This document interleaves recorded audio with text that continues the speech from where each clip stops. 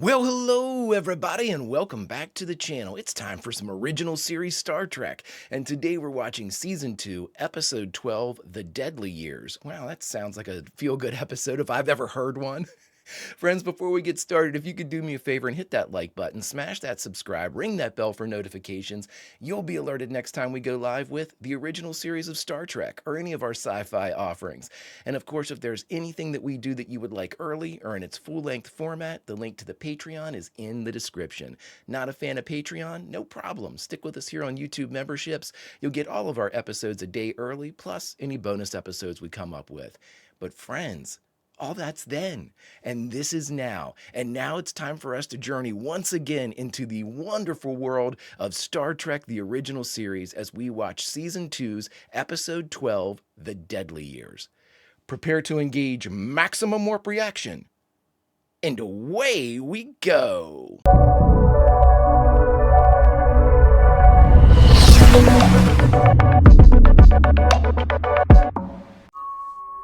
Ooh.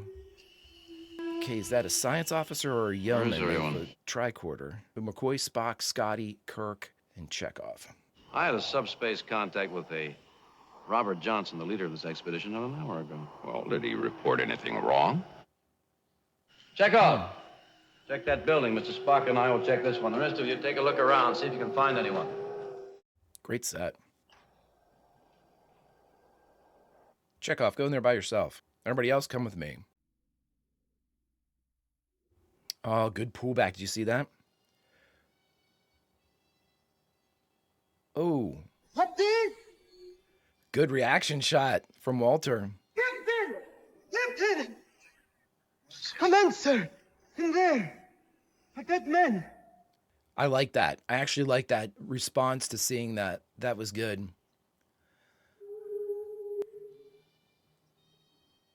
Alrighty. Do your medicine shit, Bones. Exactly what it looks like. He's dead. Death by natural causes, old age. It's quite impossible, Doctor.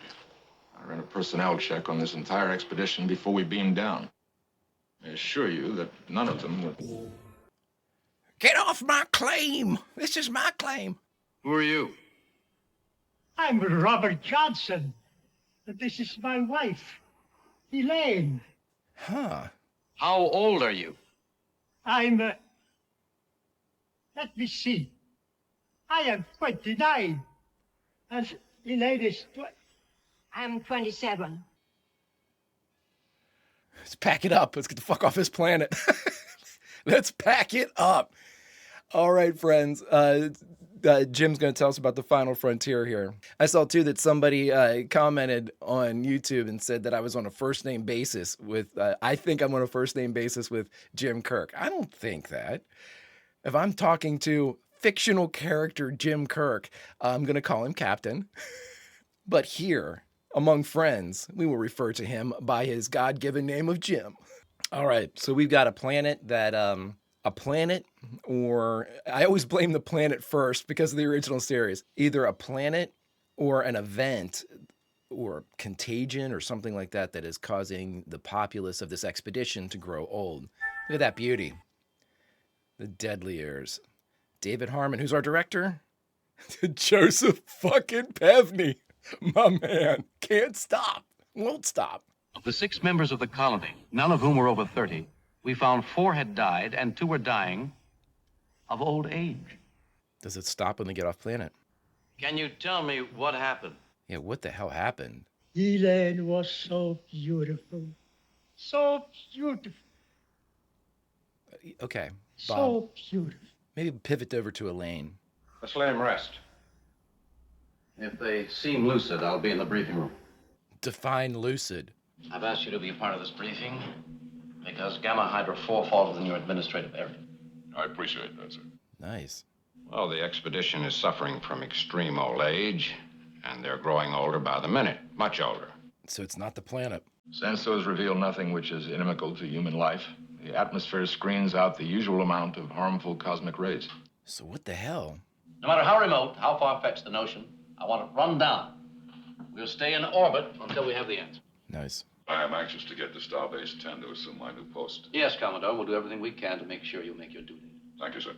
Man, that guy's got a deep voice. I love it. Is there something I can do for you? Be a little less the cool, efficient captain and a little more the old friend. How long has it been?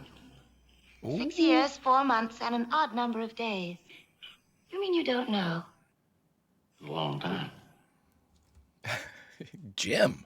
You have your job, I have my ship, and neither one of us will change. You said it, I didn't. Oh, wow. So they've got like a past. You know, you never asked me why I got married after we called it off. Well, I suppose that you met someone you loved. I met a man I admired, a great man. And in the same field as you didn't have to give up a thing. No. Just you. Cool. Captain Kirk, Mr. Spock would like to see you on the bridge. I'm on my way. He just got Spock blocked. I'll see myself out. What about the comet that astrophysics recorded? We're running checks on it. I've reached no conclusions as yet. The comet was a rogue and has never been investigated. Facilities at Starbase 10 are much more complete than those on board ship. It seems to me that your investigations would be facilitated if we proceeded there. We'll take our time, Commodore. Maintain standard orbit, Mr. Sulu. You already gave that command, sir. Oh? Well, follow it. Don't fucking question it, Sulu. Uh-oh. Is this the first time we've had the Big 8? Doctor, may I speak to you for a moment, please? Of course, go right ahead. She's getting older. Look at that. Jim's like, I'm taking my shirt off. Well, Bill said that. Astronomical section reports that a comet recently passed by. Check into that. I'm doing that, Captain. As per your previous order. We discussed that earlier. Oh, yes. Let me know what you come up with. I'll be in the sick bay. I'll be in sick bay because I'm a little worried about the fact that I have a Swiss cheese brain. Oh. I think we've got everybody from the Big 8. Robert Johnson, cause of death? Old age. Holmes, I believe you're getting gray. Will you take over my job and see what happens to you? All right. I see what you mean.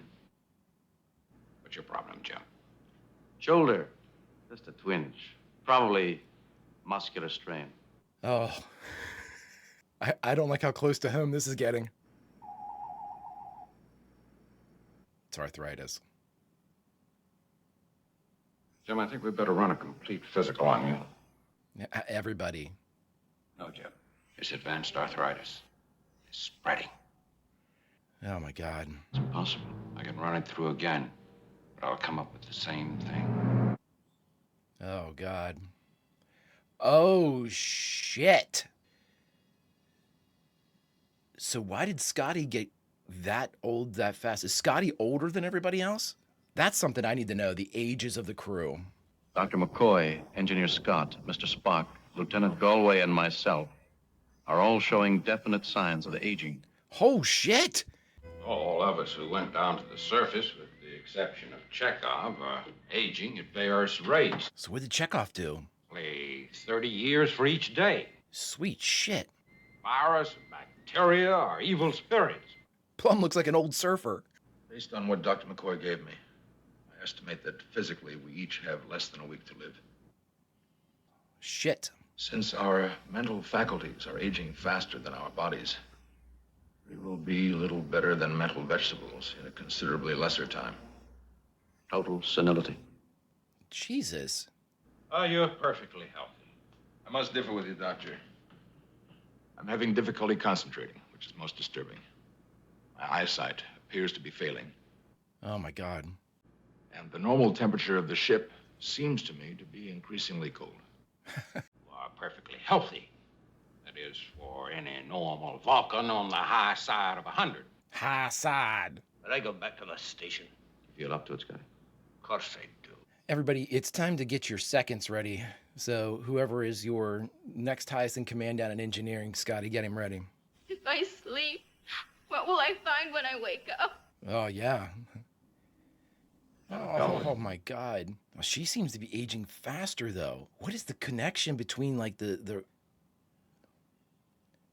The rapid aging. It's a stupid place to hang a mirror. It's a pretty stupid place to hang a mirror. She's 10 years younger than I am. She's...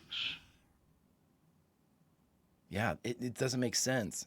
All right, nurse, prepare a checkoff for another complete physical. Chekhov's just hanging out upside down for a while. A few years ago on Aldebaran 3, my husband and I tried various carbohydrate compounds to slow down the degeneration of plant life. Wallace, try anything, but do it quickly. Yes, sir. Okay. Look, we know the problem. We know the progress of the affliction. Therefore, once we find the proper line of research, it's only logical we find a solution. Well, then let's get to it. The heart is not a logical organ. When I married Theodore Wallace, I thought I was over you. I was wrong. Ah, somewhere Teddy Wallace's grave is spinning. How much older is your husband? What difference does that make? Answer me. 26 years. Ah, What do you see? I see Captain James Kirk. there we go. You can see handsome and strong. And old. Rapidly growing older.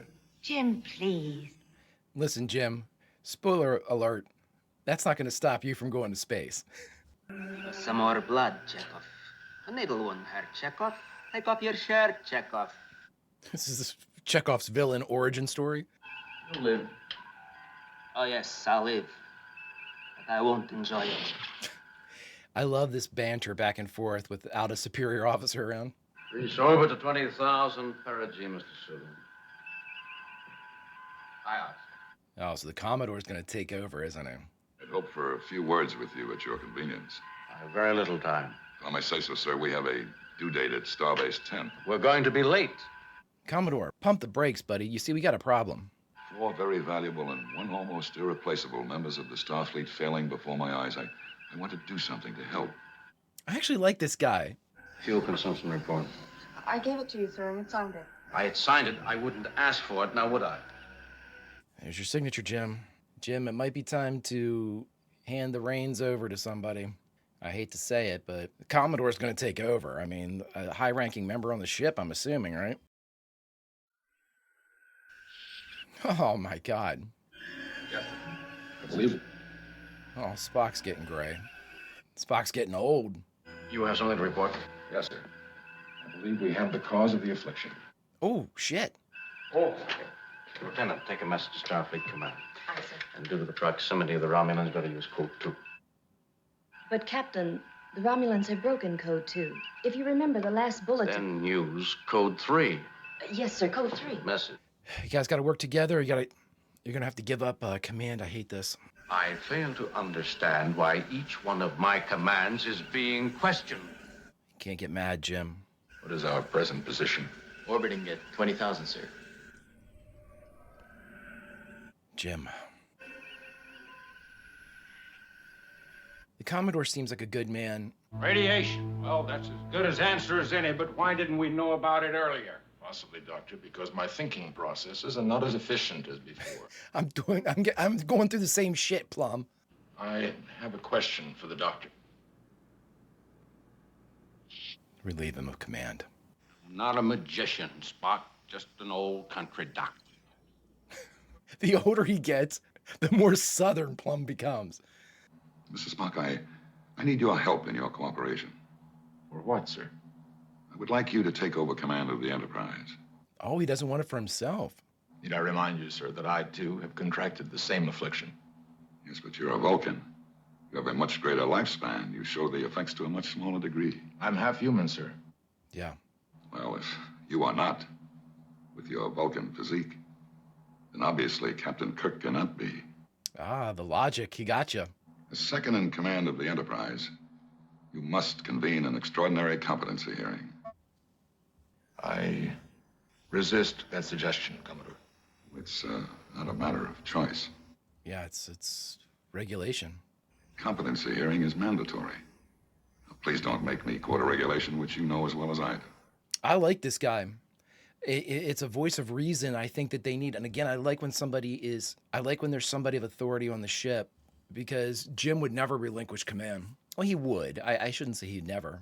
Now, this isn't gonna hurt a bit. That's what you said the last time. Did it hurt? Yes. And I'm a liar. Oh, is she gonna die? Why is she so advanced? She's dead. Oh. Matter of days. Perhaps hours. Oh, that's so sad. I hate when we lose people. Let it read that this competency hearing was ordered by Commodore Stalker and reluctantly called by myself. Let it also read that I consider it invalid. Come on, Jim. Responsibility of this hearing is mine. On the contrary, Commodore.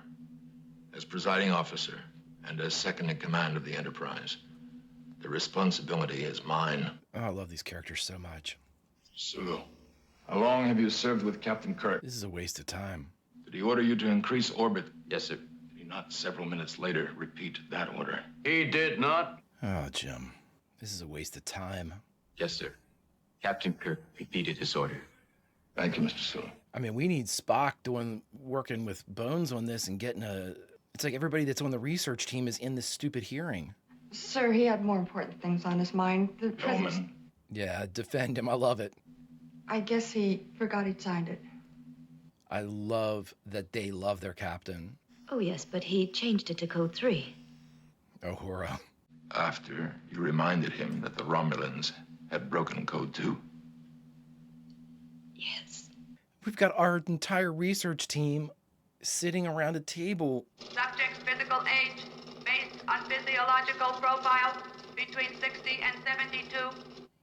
Oh, I'm 34. I'm 34 years old. Oh, I didn't know Jim was 34. Do you agree with it? Blasted machine, Spock. You can't argue with a machine. But you'll try, Plum, won't you?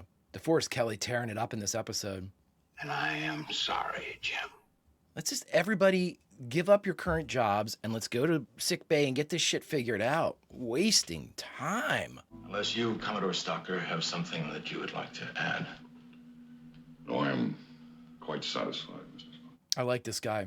I like both the actor and the character. Trying to relieve a captain of his command is... Well, that's... Mutiny. Spock. I wouldn't have believed it of you. Oh, come on, Jim. It's paranoia, though. It's the... Go ahead, ask me a question. We have no more questions, Captain. Ask me anything. But you know what? In a weird way, everybody, having watched the movies, this is a tentpole for Jim. He will not give up the chair in this old age or real old age. They love you, man. See that? I'll be in my quarters. There we go. Oh, man. This one's a really cool one to think about, you know, tackling old age. Sir, you have never commanded a starship. What would you have, Mr. Spock? A junior officer with far less experience than I have? Danger from the Romulans. Mr. Spock, we have to save these people. The Commodore's, he never wanted it. Set a direct course for Starbase 10, Warp 5. Across the neutral zone? Immediately, Mr. Sulu. That's a terrible fucking idea. Okay, I take it back. Stalker, I mean, for Christ's sake, dude. I mean, getting to Starbase 10, I get it. But crossing the neutral zone to do it? Mm-mm. He's never had a field command. Mr. Scott was unfit for command. Commodore Stalker is ranking officer. Don't talk to me about rank.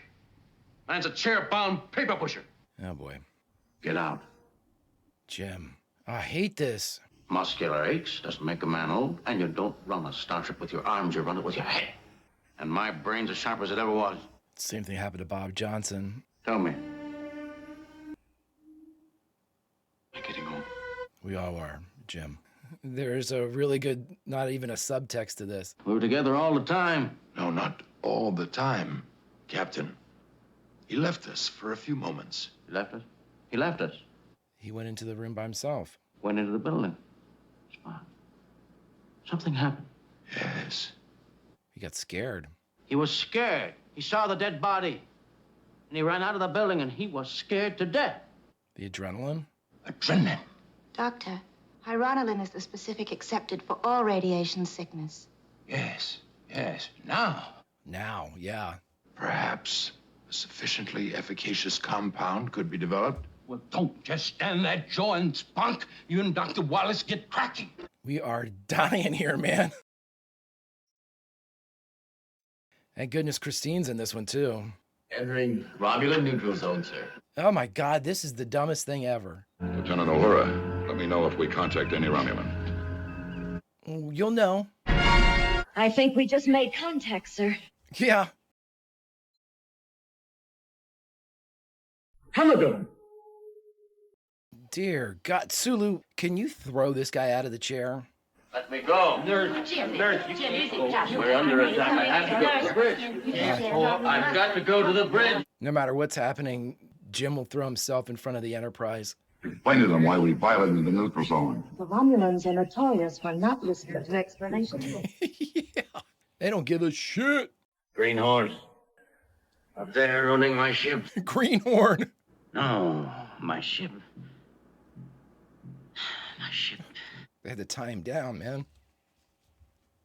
How long do you think this ship can take the pounding? I've got to get up there. Yeah. Oh, God. Sir, they fired another. Hey, Stalker, turn the fuck around and get out of here. Sir, I've tried all known healing frequencies. They simply ignore us. Oh, boy. Let's get the fuck out of here. Well, then we have no alternative but to surrender. What? The Romulans do not take captives. Oh, you're surrounded. We're losing power, sir. What am I going to do? We... Report, Mr. Saloon. Yeah, no shit. I want the warp drive engines on full standby. Kirk up. Open up a special channel to Starfleet Command. Code 2. But Captain, Let them, they know it. They'll read it. Oh, way to go, Jim. Have inadvertently encroached upon Romulan neutral zone, surrounded and under heavy Romulan attack. Escape impossible, shields failing. Will implement destruct order using Corbomite device recently installed. Corbomite. Since this will result in the destruction of the Enterprise and all matter within a 200,000-kilometer diameter and establish a corresponding dead zone, all Federation ships will avoid this area for the next 4 solar years. Explosion will take place in 1 minute. Kirk, commanding Enterprise, out. Deal Jim in. It's poker time. Warp factor 8. 8? Woo! It's like a god. It's like a fucking god walked onto the bridge. Are they still retreating? Yes, sir. Good. All hands, stand by. Warp factor 8, now. See ya! Captain, I just wanted to assure you that I did what I thought best. Yeah, you did, Stalker. You did. If I may say so, Captain, I am now quite aware of what a starship can do. With the right man at the helm. Oh, that's a hell of an admittance. I like Stalker. Anytime you're ready, Mr. Spock. I am quite ready now, Doctor. Fucking freezing. However, I thought you might like to know that I've removed all the breakables from sickbay. That is very considerate of you, Doctor. I thought you'd be pleased to hear that. It's a shame that the yeoman had to die before... Take over, Mr. Saloon. Steady as she goes. Steady as she goes, Captain. Steady as she goes. I thought I said that. I love it. Oh, I love it. That was our leave line. Nice, nice, nice. All right, everybody, we just got done watching Star Trek, the original series, Season 2, Episode 12, The Deadly Years.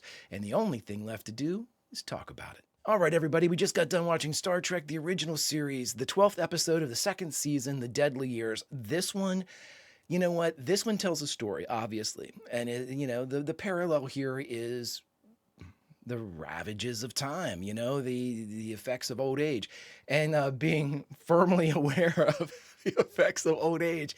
I found it to be a very poignant message. And I think that, the approach, or not even the approach, but like how Kirk dealt with getting older. Boy, oh boy, see, I've seen the movies. I mean, I haven't seen the motion picture, but I've seen from Wrath of Khan forward, of all the original series movies. And, Wrath of Khan basically starts with, spoiler alert, but Wrath of Khan basically starts with Jim's struggle with old age. Bones gives him a pair of reading glasses that he now needs to use. Reading glasses that all of us, many of us, will need to use in the future. And, I appreciate the context more now with this approach to, how do we tackle the problem of age? especially now that I get more of a backstory with it here, because and in fact, there's an episode of the animated series that I put on pause when I realized it was going to ruin some things for me. But I watched it, and it was when they went to the planet of that was just had women on it, and Uhura took over. And what was the name of that one? I can't remember, but the men aged faster in that one too. So it's a kind of a reoccurring theme that they, at least, there's two distinct episodes in what would be considered the original series kind of pantheon. But the idea of Jim railing against getting old and giving up his command, that I don't think that's, I mean, that is absolutely 100% accurate, because having the foresight, or being able to know exactly what Jim goes through when he gets older, always wanting to be in the chair, like say never give it up. I mean, I think that was in Generations when he was talking to Picard. He was like, when they'll want to take you out of that chair, don't you ever let them take you out of that chair. That was, to me, before I even knew Kirk. I think it's so funny now, because when I watched the movies, I was like, oh my God, I love Jim Kirk. I didn't know Jim Kirk. I didn't really, really know Captain Kirk at all. And now that I'm, and again, I'm not saying that I do. I know a lot more about him now that I'm, 12 episodes into the second season. Jim means that stuff. And it's not something that was just a construct of when Bill Shatner actually got old. This was something that they put in the 12th episode of the second season when Kirk is 34, and they say, this is how he's going to handle getting older. And by God, they never deviate from that through the rest of the canonical, Star Trek that I've seen. And again, I haven't seen season 3. I haven't seen the rest of season 2. I haven't seen the motion picture. But again, I know that these themes reoccur in the older version of Kirk from the movies. And, all of the different things, the advanced arthritis, losing your mental faculties, doing it in an accelerated time, and seeing, the physical, obviously, aging process is one thing. But it's the idea that, like what Jim said in there, I'm still capable. You don't command a starship with your body, you command it with your mind. And I mean, that's 100% the case, But again, when somebody like Jim has both fail, his body and his mind, I completely understand that his almost like the last thing that he's holding on to, the last bit of thing that he can remember, the last piece of himself before it's lost to what they define as senility, is I am the captain of the Enterprise. And I love that, because what it does for me as a viewer and as a lover, a fan of Jim Kirk and Bill Shatner's portrayal of him, is it tells us that when you boil Jim Kirk down to his core tent poles that make up his character, who is Jim Kirk? The last one, the core, his last meaningful bit of himself is he is at least the way that Jim perceives it, he is the captain of the Enterprise. And I love that, because it proves to us all that, in watching this is Jim Kirk. Love him or hate him, this is Jim Kirk. Jim Kirk puts the Enterprise before everything else, and her crew, obviously. The totality of the Enterprise before himself, before everything. But when it comes down to it, for Jim Kirk, for the captain, he is the chair. And I love it. I think it's a beautiful way to tell the audience, if you ever had any doubts about Jim Kirk and his love of the Enterprise and his desire to be in command, we're going to eradicate it right now with episode 12, The Deadly Years. It was definitely, even though there was many people that were afflicted by the aging process, it was a Jim Kirk centric thing, because Jim's the only one that had a noticeable personality change. You can say that Plum, that Bones got a little more southern and a little more curmudgeon-y, but he stayed on task, and he wasn't any different than the Bones that we know. I don't want to say, Bones is contrarian, sure, but I've grown to really love Bones's character, and he provides so much for the show. He didn't change. His dynamic with Spock and with Jim did not change. He didn't lose himself quite as much as, not really, I should say, at all, as opposed to Jim. Jim had more of the mental problems going on, but Bones stayed the same. Scotty stayed the same. It got older. Obviously they physically got older. Scotty stayed the same. Spock stayed the same. They admitted that they were having problems and things like that. But at the same time, in that admittance, they didn't change. So the change came from Jim. So Jim's the one we focus on. And we see, and the exploration into Jim's reluctance to give up command is something that, again, gives us a tent pole for the character from this point, literally till right now. That's Jim Kirk. I loved it. And I also loved, again, we get these flashes of absolute brilliance from Captain Kirk. Absolute brilliance from this character. I've said it once and I'll say it a million times. If you served under Jim Kirk, you were in Starfleet, you graduated from the academy, or you were assigned to the Enterprise, for whatever reason, how long does it take? How many instances like this does it take before you start considering that the guy up in the chair on the bridge is a fucking god? Again, you can say it happens a lot in like hospital settings where there is a surgeon whose skill is so profound that she looks like the rest of the hospital regards her as a deity, that she can perform these tasks that no one, and surgeries and, medical diagnosis that nobody else can. And, it's not like people look at her and say, oh my gosh, she's the most incredible being ever. They look at her with a measure of respect, like she does something that no one else can do. That's the God I'm talking about here. Like if you were on the lower decks of the Enterprise, I mean, can you imagine what the scuttlebutt is down there? I heard from so-and-so who was on the bridge, he basically bluffed. He pulled that old Corbomite thing out of his back pocket and used it. Dope as shit. A callback to the Corbomite maneuver. Fucking awesome.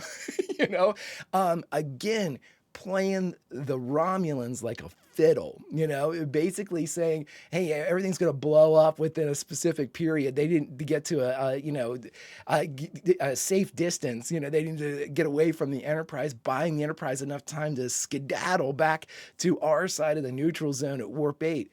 Jim Kirk, everybody. And again, we even saw that reflected as Joseph Pevney took a walk around with the camera, a walk around the bridge, as we saw Chekhov smile like, fuck yes, thank God. Sulu give like the sagely nod over to Uhura, whose eyes were so bright, like, thank God he's back, And again, I know that there are people out there that Kirk might be not even your top 3 favorite captain. And I'm certainly not, yucking anybody's yum. I mean, whoever is your favorite commanding officer is your favorite commanding officer for specific reasons.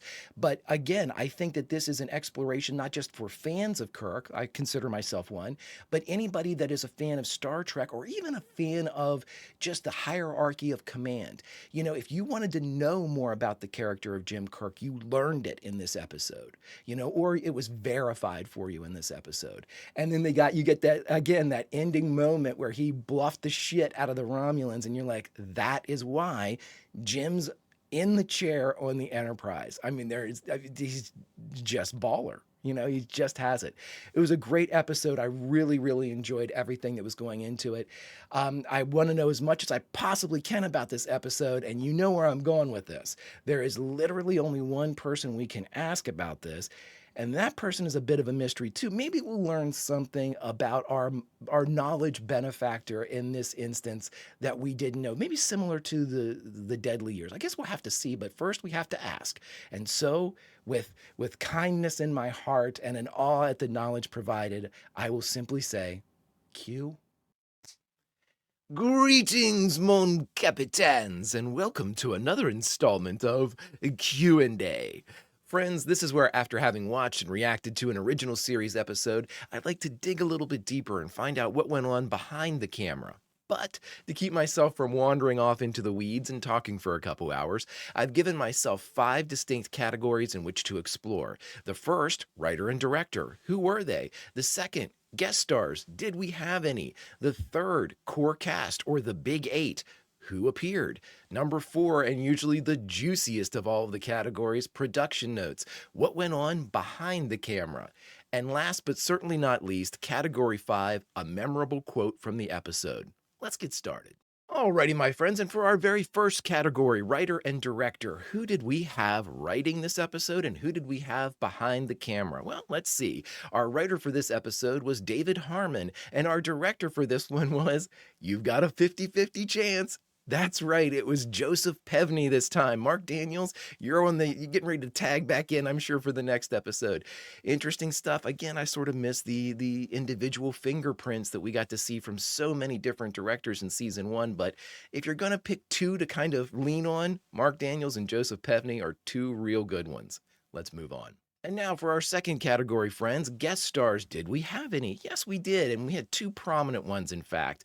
Charles Drake played Commodore Stalker, and Sarah Marshall, I keep forgetting her, it's so terrible, I'll see myself out, played Janet Wallace. I thought both of them did a very, very good job, and I was really impressed by Charles Drake, who played Commodore Stalker. I thought that his delivery was great. I thought he was an endearing character, and damn, man, if you're going to throw some bass in the voice, give it to a Commodore. Friends, let's move on.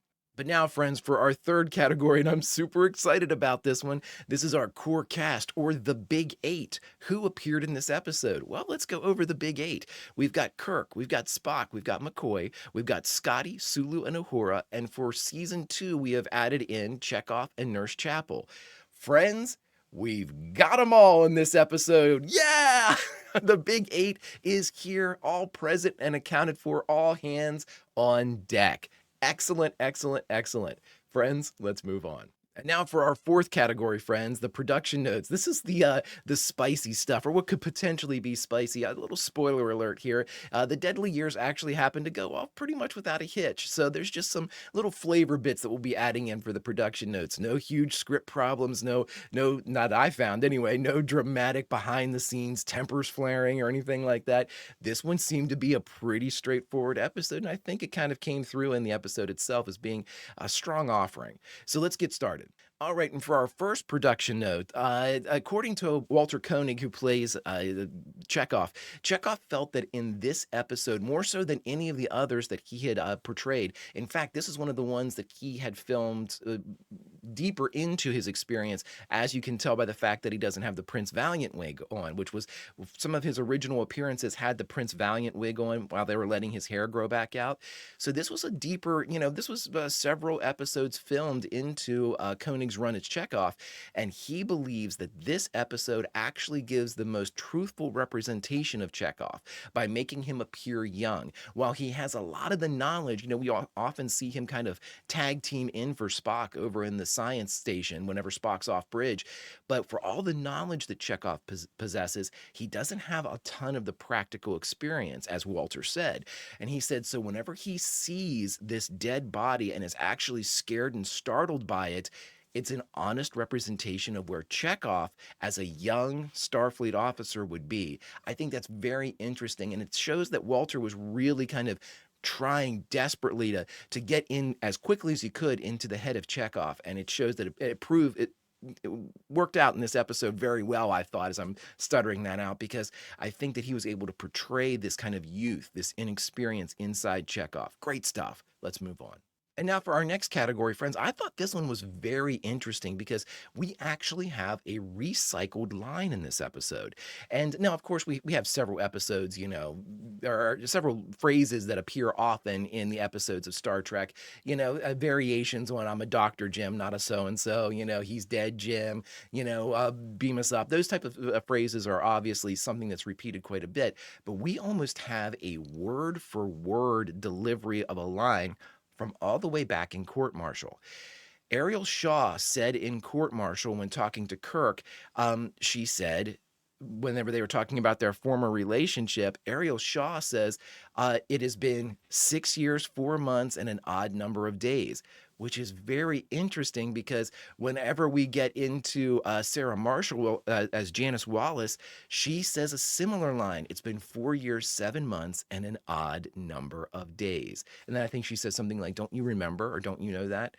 I thought that was very interesting because it's a distinct kind of almost like a tactile callback, something that Kirk would have remembered having heard something similar before, and really, trying to put your finger on it. Where did that come from? What did that come from? it's interesting that there's two of his past paramours referred to this very specific period of time since they've been apart. Interesting. Let's move on. And now for our next production note, friends. Kirk gave his age in this one as 34. I'm going to be on the lookout. I didn't want to. What I was going to do was actually go through, and now that they said Kirk's age was 34, I was going to figure out the ages of everybody else.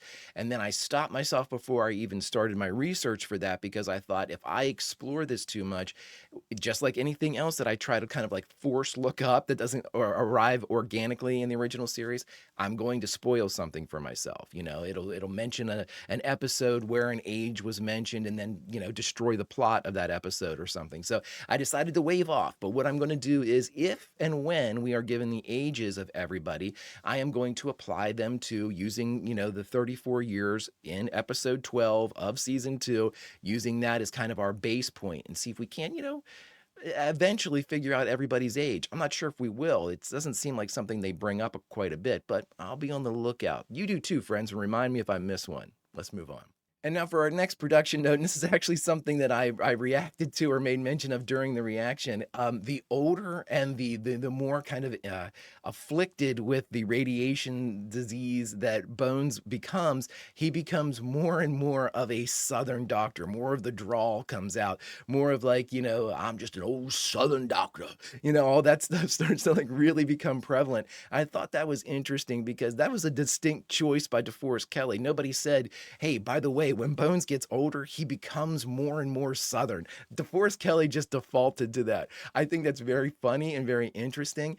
And it's something, you know, I remember from, I saw, and this will go to our next point in production notes, I've actually seen parts of, but not the entirety of Encounter at Farpoint, which is, I believe, the very first episode of The Next Generation. And the part that I saw was, I saw Bones in that episode, spoiler alert, as an old person. Now, again, he looks very similar with the makeup one, because that was one of the things that was called up during when my research for this one was a picture of him from TNG. He looks very similar to the makeup that they gave him in this episode. I'm super curious because I haven't heard or listened to that scene. I'm very curious to see if DeForest Kelley plays him super Southern. We'll find out on that one, friends. Let's move on. And now, last but certainly not least, a call back to our previous note that this time, this is one of the only 2 times that DeForest Kelley puts on age-enhancing makeup in this episode, episode 12 of season 2, and of course, the aforementioned Encounter at Farpoint. We know that they look alike as far as how they've kind of been presented as older men. I'm really, really curious now, friends, to see if they sound alike. But we'll see. Let's move on. And last but certainly not least, friends, our 5th and final category, the memorable quote from this episode. What was our memorable quote from this episode? It was awesome because it was Uhura talking to Commodore Stalker. And Commodore Stalker says to Uhura, Lieutenant Uhura, let me know if we contact any Romulans. There is an explosion and the Enterprise shakes. And Uhura says, I think we just made contact, sir. Such a great line, such an amazing moment. Oh, I love it so much. And I love it when Uhura is able to get in a zinger. She cues those up. Every, 6, 7 episodes, we get a really good Uhura zinger. And that was a really, really good one. But friends, thus ends another installment of Q&A. Until we meet again, behave.